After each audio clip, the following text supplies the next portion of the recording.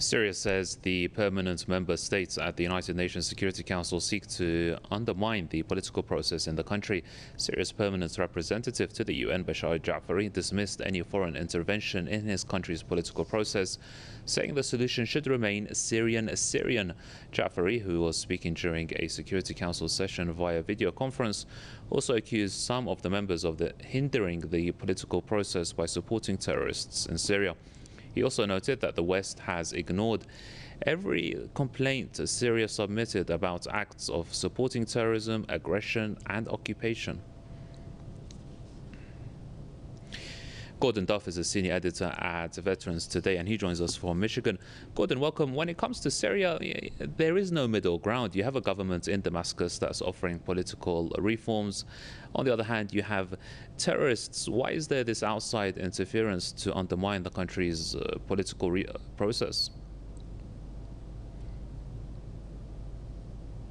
Story. The three members of the Security Council they're talking about are the United States, France, and Britain, the nations that work in concert with certainly Israel at every step of the way, to the extent that we're not sure where one stops and the other one begins. The issue with Syria right now, Syria's at an election, they're forming a new government. I deal with Syria and their constitutional issues and other things on a pretty much regular basis in an informal advisory capacity. And Syria reminds me of the United States to some extent. Syria had issue with endemic corruption, certainly under the totally Ba'athist rule. It was a centralization of power, and there have been reforms under Assad. But you can't reform a country when it's under terror attack every day. That would be absolute insanity. So Syria seriously needs democratic reforms. However, Syria is considerably more democratic and free than the United States. When you go there, and I am in the United States, I assure you Syria's a more free nation with better elections than the US has. And it certainly has a leader way beyond Donald Trump running Syria. I'd give anything to have President Assad running the United States.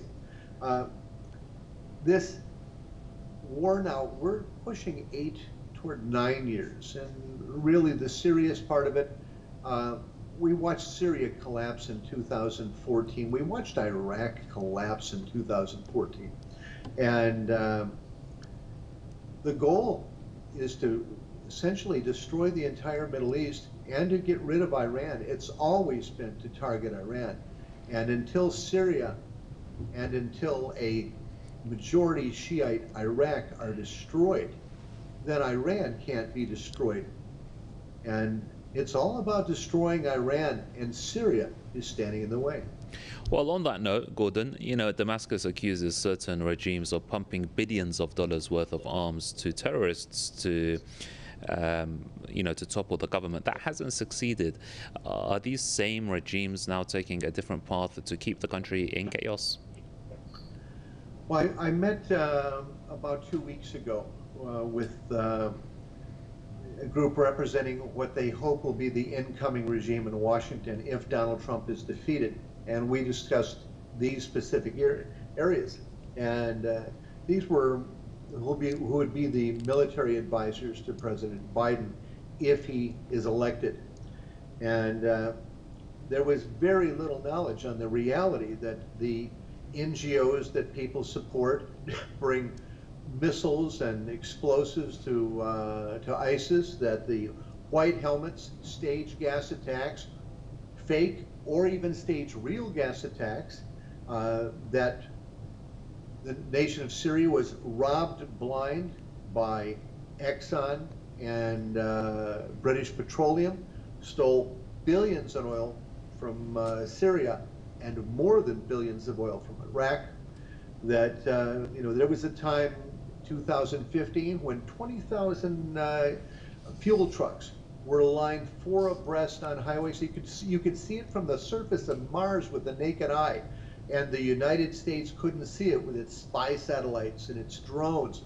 All this oil being stolen, all of it to supply ISIS, And the only day the first day it was seen is when the Russians started bombing it, and the U.S. first noticed it.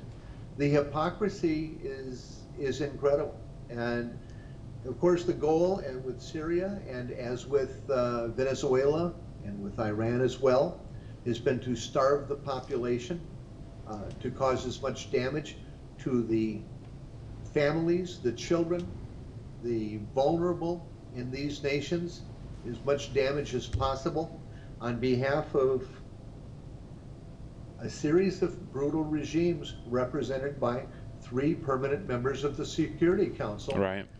They're seeming Zionist masters.